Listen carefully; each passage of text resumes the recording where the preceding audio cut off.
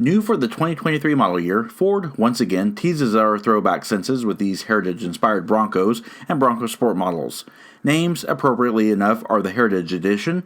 These Broncos will feature iconic Oxford white roofs, nameplate lettering, and grille treatments, with the aforementioned sporting race red Bronco lettering. In addition, you get a set of way cool Oxford white aluminum wheels that look a ringer for old-fashioned steelys. The Bronco Sport is available in Heritage based on the Big Bend trim, and starts at $32,650, and the most expensive model, the Heritage Limited, based on the Badlands, with a starting price of $44,655. These editions celebrate 1966, the original debut year of the iconic Bronco, and only 1,966 units of each will be built.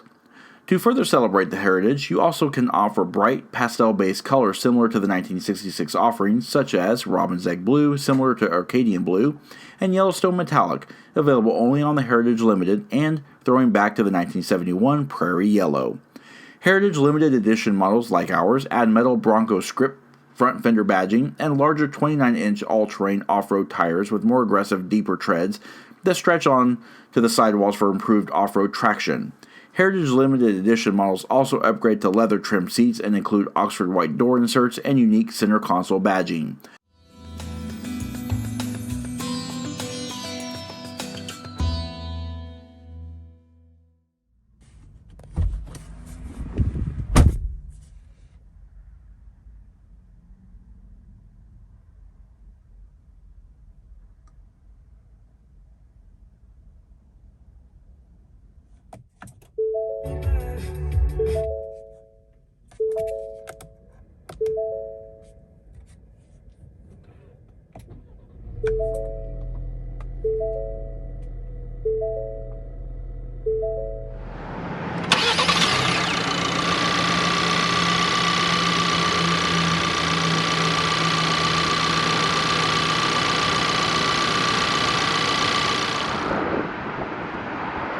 Hey everyone, in today's in-depth walk-around review, we are taking a look at this really nice example of a 2023 Ford Bronco Sport. Now this Bronco Sport is actually the Heritage Limited version. It is painted in this Yellowstone Metallic, and it does feature the Oxford white exterior roof and grille treatment.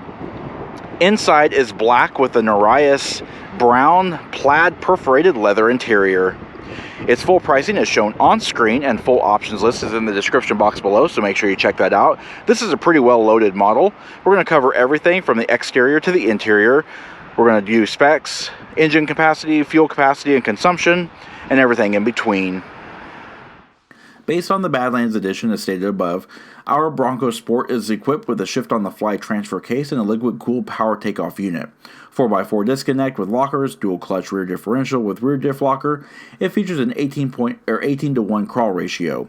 In addition, we have the drive mode selector with GOAT modes that include normal, eco, sport, slippery, mud ruts, sand, and rock crawl modes. The Badlands version of the Bronco Sport features an 8.6-inch ground clearance and a 30-degree approach angle, 32.8-degree departure angle, and a 20.1-degree ramp breakover angle. In addition, it can ford water up to 23.6 inches deep. Power comes not from the 1.5-liter EcoBoost 3-cylinder, but no, a beefier and more powerful 2-liter EcoBoost dual overhead cam 16-valve inline 4-cylinder engine. This engine is of aluminum block and head construction and is turbocharged and intercooled, featuring a TI VCT twin independent variable camshaft timing, gasoline turbocharged direct injection fuel injection, and a 10.0 to 1 compression ratio. This engine creates 250 horsepower at 5,500 RPM and 277 pound-feet of torque at 3,000 RPM. The Bronco Sport can accelerate from 0 to 60 miles per hour in 5.9 seconds, features a gross vehicle weight rating of 4,730 pounds and a curb weight of 3,713 pounds. The Bronco Sport features a payload capacity of 883 pounds with a max towing capacity of 2,200 pounds. All Bronco Sports boast a 16 U.S. gallon fuel capacity and consumes 4.3 gallons per 100 miles driven, with an estimated total driving range of around 368 miles. EPA fuel economy figures are 21 miles per gallon in the city, 26 miles per gallon on the highway, and a combined average of 23 miles per gallon. The sole available transmission is an 8-speed 8F35 select shift automatic transmission with a rotary dial control that will never be confused as a radio volume knob, and ours features manual shift capability by pressing the M button and utilizing the respective shift paddles on the steering wheel. Bronco Sports without manual shift paddles replace the M button with an L button for low gear selection.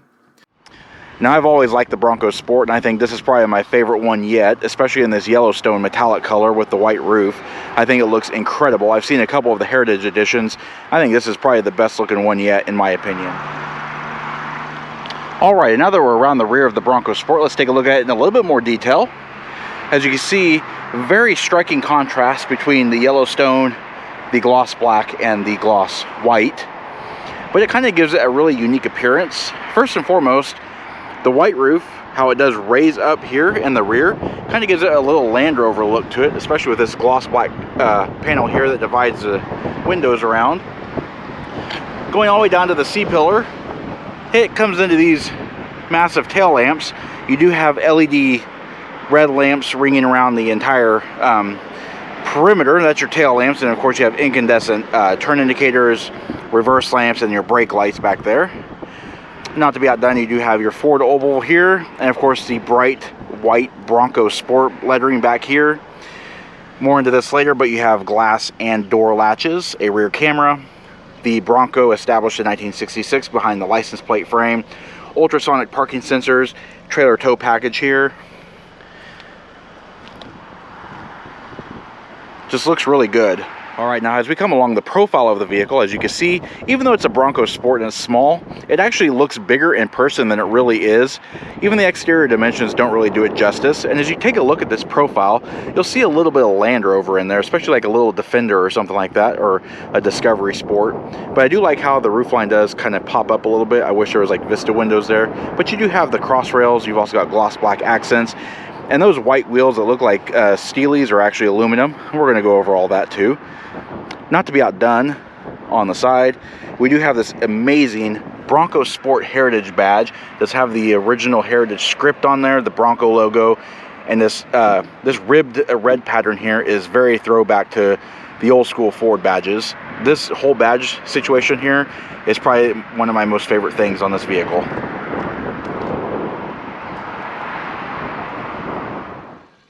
Steering on the Bronco Sport is electrically assisted vehicle speed sensitive drive mode tuned variable rate rack and pinion with a 37.4 foot turning radius.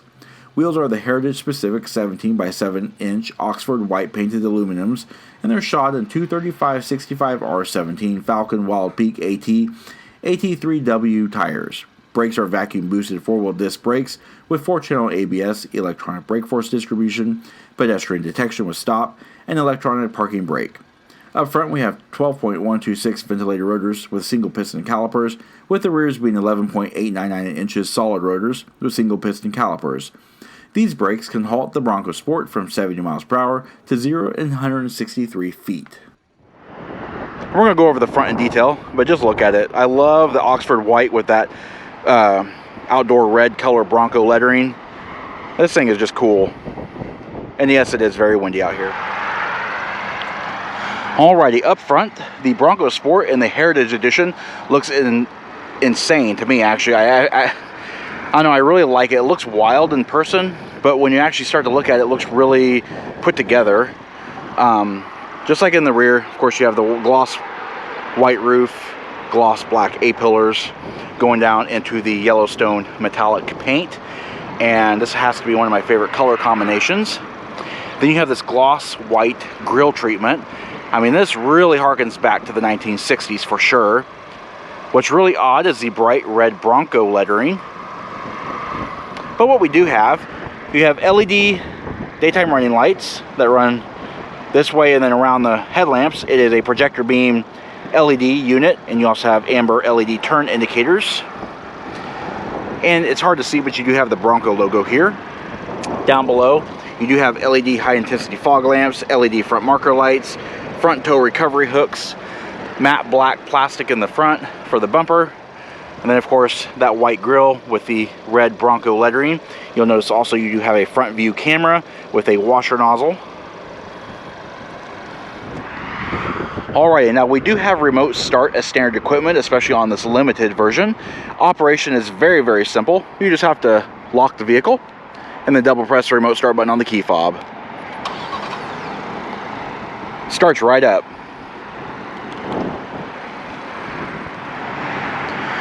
Alright, before we get inside, let's take a quick look at the key. It's a typical Ford key, but it does have the Bronco lettering on there. And you'll see the buttons here. We have unlock, lock, remote start, and panic. You'll notice the absence of a hatch release. It does not have an automatic hatch. Now, this is Ford's intelligent key, smart key access system, and by keeping the key fob in your purse or pocket, you're able to lock and unlock the vehicle doors by simply placing your finger on the door handles here. This little rib portion here on top, that locks the vehicle. If you want to unlock the vehicle, you can simply grab the handle here. Another thing is you can do your programmable My Key entry. Just a 4-digit keypad access here by pressing that. But we'll go ahead and take a look inside. Alright, and here we are inside the Bronco Sport Heritage Edition. It's a limited, so very nice attention to details here. Absolutely stunning interior. I absolutely love this color combination. Alright, so that Narias brown interior is all well and good. But if you don't opt for the limited edition vehicle and you don't want the leather, this is what you get instead. That's not saying anything bad. You get the navy pier interior, so it's a really nice dark blue. You got red accent stitching, Oxford white trim all the way across, navy pier on the instrument panel, and you get these seats. These I actually think I like a little bit better than the brown leather, which are still cool, but I like the character of the plaid. Nice amounts of plaid, that red and blue stitching. You've also got this jean style material on the bolsters. Now, as you take a look at the door panels here, you'll see it's a little bit different. So we have this nice little vinyl ribbed pattern here. It kind of looks like the old comfort weave material that Ford used to use on their seats. Oxford white trim around the door handles here, just a black plastic. You do have 3-driver memory, however. Power locks, power windows, and power mirrors, of course. All those switches are here. You have a little bit of that Narias brown here with that active red stitching there. Door reflector light there for safety. You got some storage here with the molded bottle holders. It does have Ford's premium B&O Play sound system. And here you have the hatch release, or the glass release here. Maybe it's a hatch release. You have your lighting controls here. It's automatic headlamps. You also have fog lamps, instrument panel brightness and dim. And over here you do have a airbag for your knee. We don't have a manual transmission in this vehicle, so we just have 2 pedals. One interesting feature though is the fact that the floor is completely vinyl. All vinyl. Hood release here, 2 times. There's no actual under hood latch, so pulling that twice releases the hood. You do have a Bronco tread plate here. 8-way power driver and passenger seat, and the driver also has 2 driver lumbar support. Alright, let's take a look at the seats. As stated before, they are that brown color, and they do have a perforated plaid pattern. A bunch of different accent stitching as well. They have the red and the Oxford white. Taking a look, you do have height and tilt adjustable head restraints. You've got the Bronco logo here, and of course all the accent stitchings. But if you take a close look, you can kind of see the plaid pattern and the Oxford white coloring of the inside of the leather. Kind of gives it that plaid look, and especially with the different perforation sizes of the holes, it's really, really cool.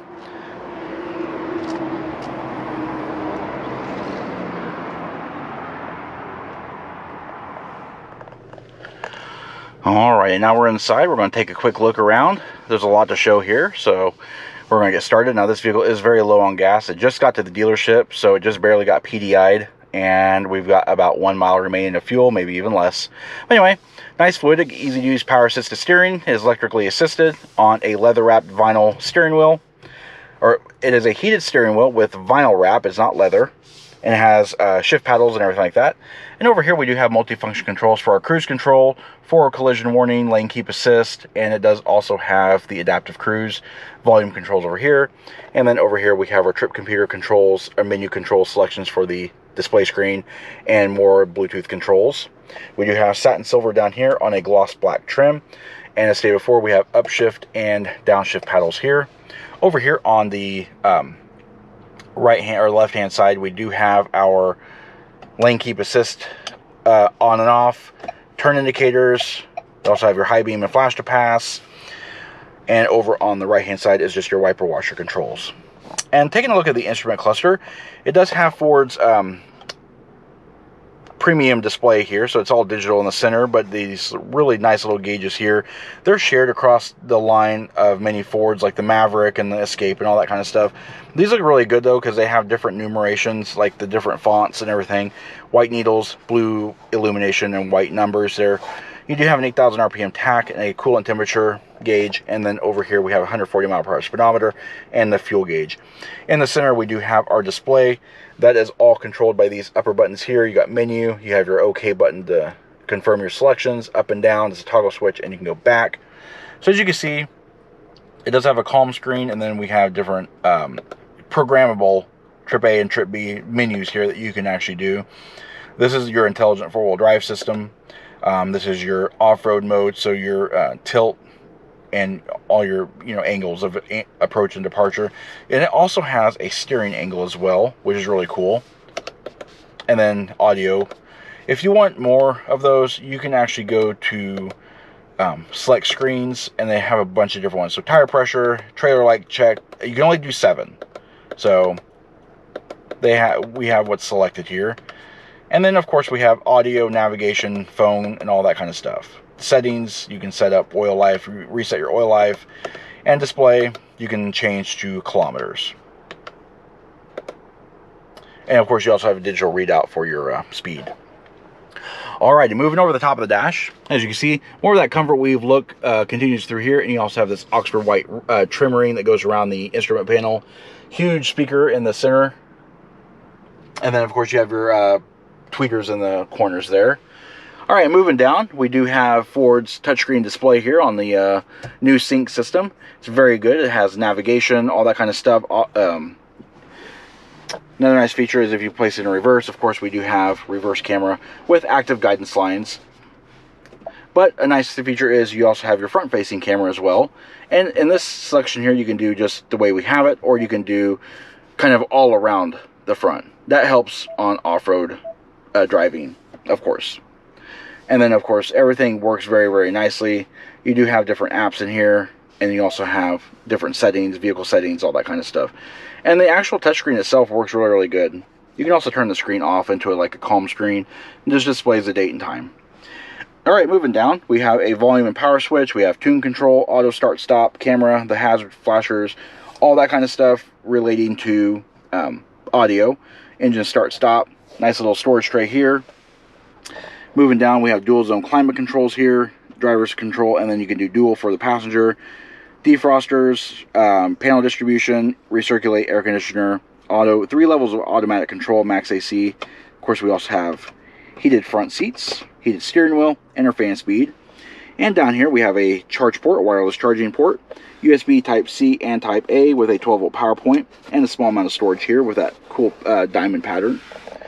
Down the center console, we have the rotary shifter with the manual shift control, parking brake. Not really sure what this one is. I'll post it on screen once I find out. Cup holders. The GOAT modes is your drive terrain modes here. You also have speed descent control for off-road, four-wheel drive lockers, rear differential locker, and stability control. You've also got this really cool Ford Heritage Edition plaque here. It's not serialized or anything, but it looks really official with the Allen bolts, and it's aluminum. Padded armrest here in the same colors as the interior. Opens up to reveal storage, and you also have additional charge ports, USB Type-A and Type-C. Overall, the inside of this Bronco is actually very nice. It's pretty small considering the size of the vehicle, but it's really, really comfortable in here. It's very quiet. Overall, I'm pretty impressed. Now overhead, we do have an automatic dimming rearview mirror. We've also got HomeLink universal garage door controls over here. We do have our LED front reading lights. We have a dome override. You can turn everything on or turn everything off, even when you open the door. And our sunroof is just a single pane sunroof, but it does have a shade control and a glass control similar to that what you would find in a panorama sunroof. Fold down sunglasses holders, huge sun visors with little clips, illuminated vanity mirrors, And of course the sun visors do swing out and they slide out on extension rails, and you can see they cover the entirety of the door. And of course we've also got overhead dampened assist handles and height adjustable seat belts. Alrighty, let's check out the rear seat now. Nice wide opening doors, but when that driver's seat moves back for easy exit, boy, you don't have a lot of legroom back here. But when the driver's seat's in place, it's not too bad. Alright, taking a look at the rear doors, that same treatment is back here. It is still a soft touch plastic, but it's not spongy like the front doors. More of the Oxford white trim, black plastic door pulls, speakers for the Bowers & Wilkins sound system, or Bang & Olufsen, I'm sorry, power window controls, and more of that brown leather back here. Molded map pockets and bottle holders, speakers. Overall, it's pretty nice. Alright, taking a look at the rear seats. They do seat 3 across and a 60-40 split folding seat. I do believe the seat backs also recline. Height adjustable head restraints on all passenger seating areas, as well as 3-point shoulder belts for all passengers. That perforated plaid pattern continues back here as well. Overhead in the center, we do have overhead LED reading lights. We also have overhead assist handles and coat hooks. The back seat floors are also vinyl. They also have this really cool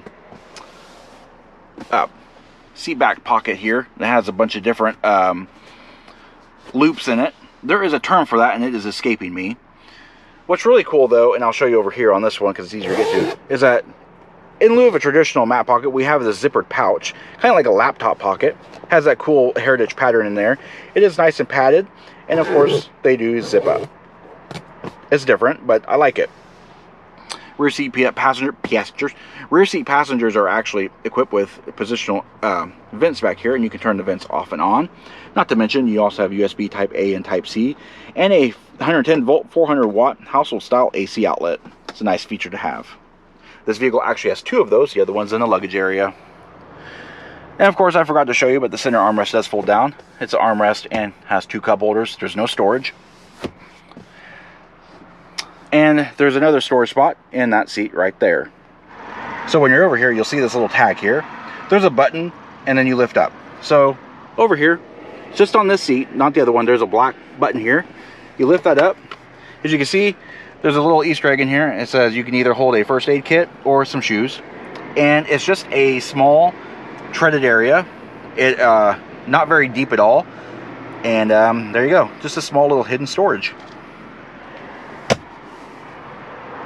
Alright, so now say you want to fold the seats. That's very easy. There's a button right here just underneath the seat belt. Unlatch that. And as you can see, the seat folds flat. It does have the top tether and anchors for child seats. It does load flat with the load floor as well, which is really, really nice. And we have this. More on that later.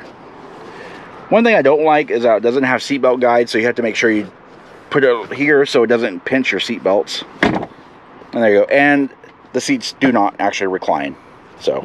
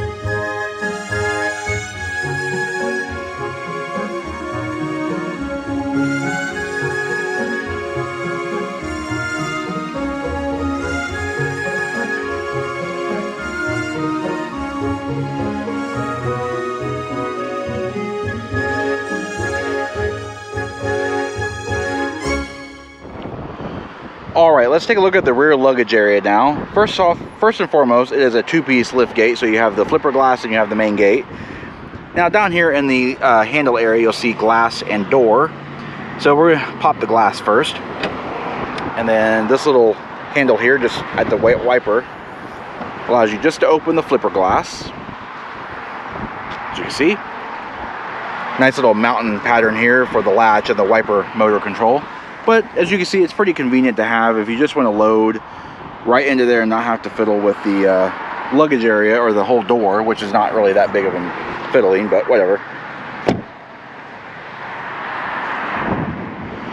But if it's opening the whole door that you're after, there's a couple ways to do that. First and foremost, this button right here, as stated before, it does open the entire lift gate. Just by pressing that, it'll unlatch it. You can also come back here, and on the right hand side it says door. There's a membrane switch there. It'll unlatch there, and it just opens up on hydraulic struts. It's not automatic or anything, but you know, that's okay. A lot less to go wrong if it's not power operated. Alright, so here we go inside the luggage area.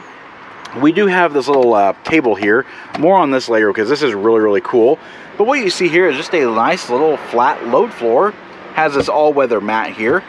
Underneath the mat, however, is a full-size spare tire with the same tires on there, I believe. It is a black wheel, however. It does have some compartmentalized storage back here. But anyway, full-size spare tire with jack and tools are underneath here. Another nice feature is you have an abundance of these little clips here, which are really nice to have. They have a little lasso logo. A 110 volt, 400 watt household style AC outlet is back here for number 2. Another 12 volt power point. Another little lasso. And then of course you have a little light back here, and the button is actually the Bronco button.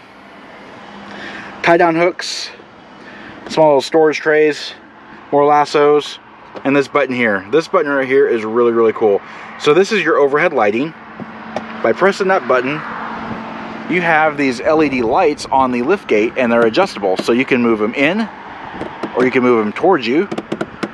And they're pretty bright, so they would do really good, like if you're camping and you have like a little store or a food area or whatever set up. It'd be really good to have these turned on. They're LED, so they're low power, but I think that's really cool. Nice big wide grab handles. Okay, so this table. So first and foremost, you could just pop it out and you just have a second level of storage. You have tie down areas here. Probably not very strong, but anyway, it's a nice table. And you'll notice that you can lock and unlock it. So if we were to unlock it on both sides, you'll no doubt saw these legs here. Let those legs come out. They're just plastic, so. And then you slide this forward, and those legs rest on your bumper, just like that. So you're going to line this up here, and you're going to lock it back in place. So now what do you have? Especially like if you're camping, and this is really cool. So it holds 30 pounds or 13 kilograms, and it's set out a little bit more. If you remember the PT Cruiser of years gone by, it has something similar. Well, now we've also got our adjustable lighting in the cargo door. So this makes for a great camping companion. Have like a buffet or whatever set up here. That's pretty cool. And to get it back, why, you just lock those legs back in place, and you can keep it here or you can move it back. You've also got a ruler and all that kind of stuff as well. And then turn the lights off so you don't kill your battery. And then to close the lift gate, there you go. Alright, and that does conclude our very in-depth review of the 2023 Ford Bronco Sport Heritage Limited Edition. We hope you found the review informative, and if you did, please comment down below. Also, don't forget to hit the like button and subscribe. Check out our Facebook page at facebook.com/neighborhoodcarreviews and our Instagram channel at BrenzoJ1. You can also find us on TikTok at Neighborhood Car Reviews. And of course, as always, thanks for watching.